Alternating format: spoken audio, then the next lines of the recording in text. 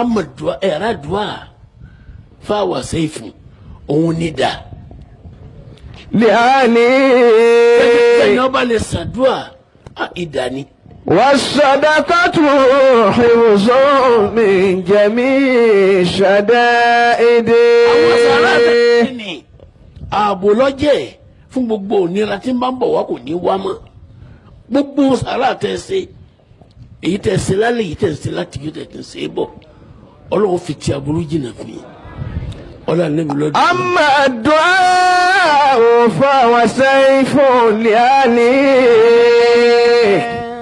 والصدقة حفظ من جميع الشدائد.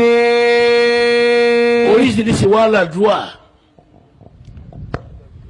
anabi Muhammad sallallahu alayhi wa sallam. ó lé èyí tó dáa jù náà àdúrà tí yẹn lè máa ṣe náà ni èyí tí yẹn bá tẹra mọ́ wà ìǹkàlà kódà bó kéré sàmúsàlá ìsàdúà.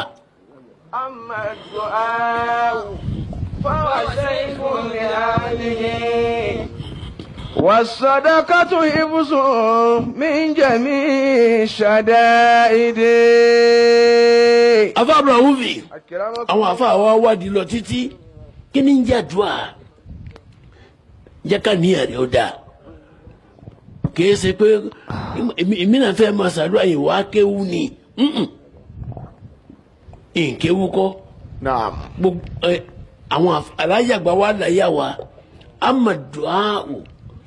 أما الدعاء فهو سيف لأهله والصدقة حفظ من جميع الشدائد.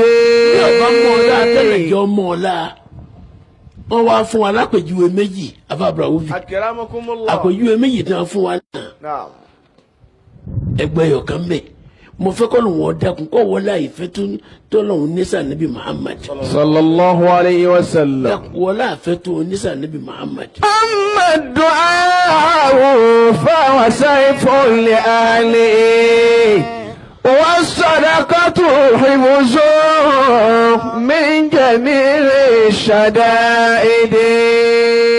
àṣì sàárà ààbò kan ló jẹ́ protection ni.